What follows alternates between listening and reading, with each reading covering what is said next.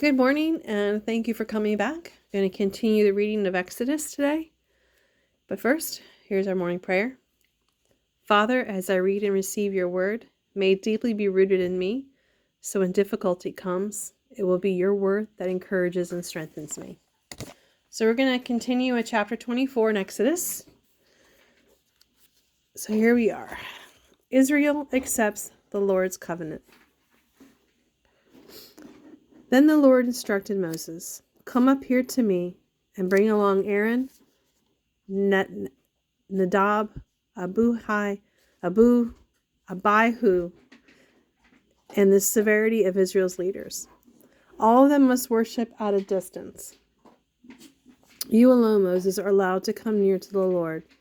The others must not come too close, and remember, none of the other people are allowed to climb on the mountain at all."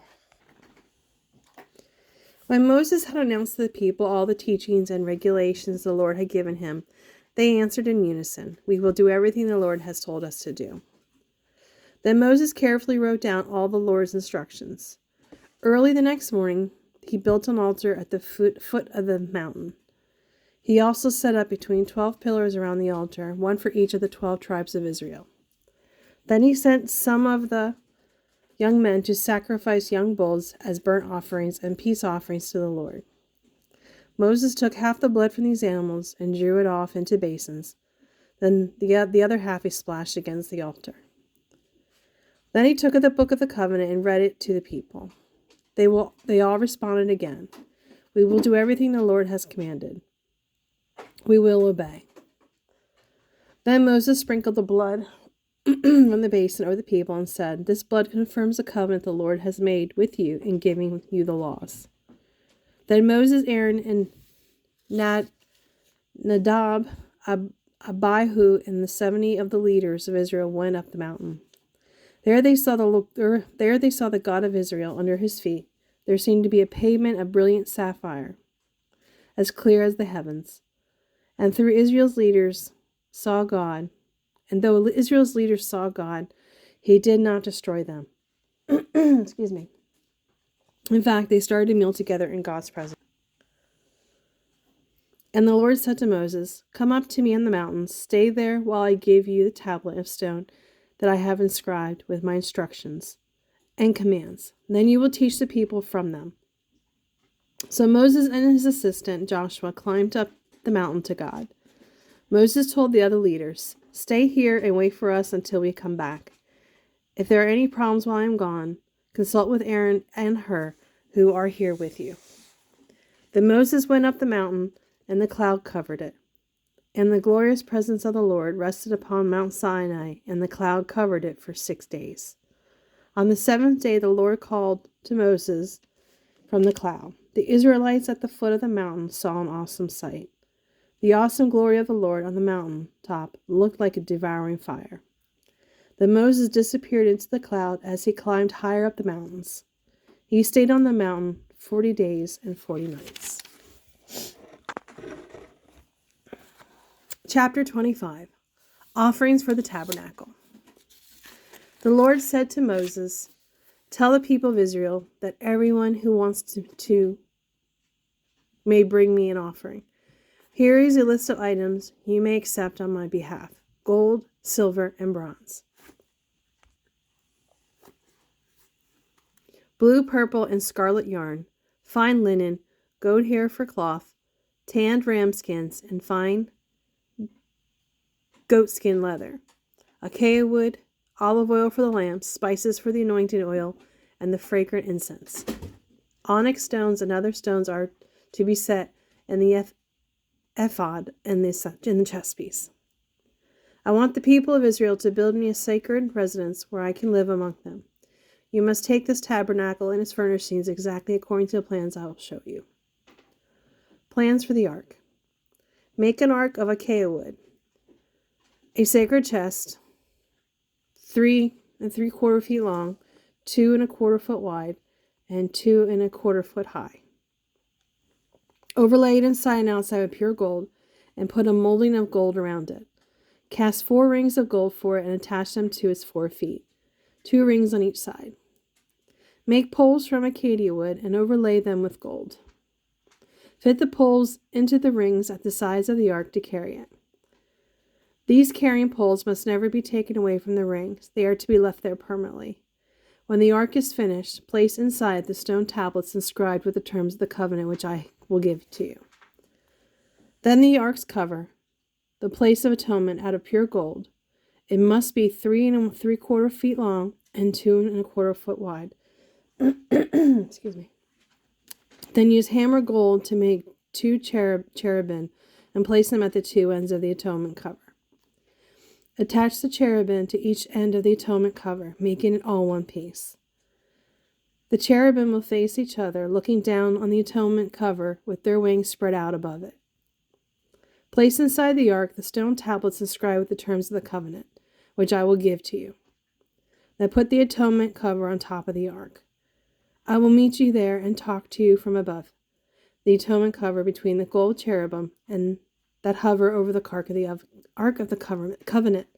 From there I will give you my commands for the people of Israel. Plans for the table. Then make a table of acacia wood, 3 feet long, 1 1/2 feet wide, 2 1/4 feet high. Overlay it with pure gold and run a molding of gold around it. Put a rim about 3 inches wide around the top edge and put a gold molding all around the rim. Make 4 gold rings and put the rings at the 4 corners by the 4 legs, close to the rim around the top. These rings will support the poles used to carry the table. Make these poles from acacia wood and overlay them with gold. And make gold plates and dishes, as well as pitchers and bowls to be used in pouring out drink offerings. You must always keep the special bread of the presence on the table before me. Plans for the lampstand. Make a lampstand of pure hammered gold. The entire lampstand and its decorations will be one piece: the base, center, stem, lamp cups, buds, and blossoms. It will have 6 branches, 3 branches going out from each side of the center stem. Each of the 6 branches will hold a cup shaped like an almond blossom, complete with buds and petals. The center of the lampstand will be decorated with 4 almond blossoms, complete with buds and petals. 1 blossom will be set beneath each pair of branches where they extended from the center stem. The decoration and branches must all be one piece with the stem, and they must be hammered from pure gold.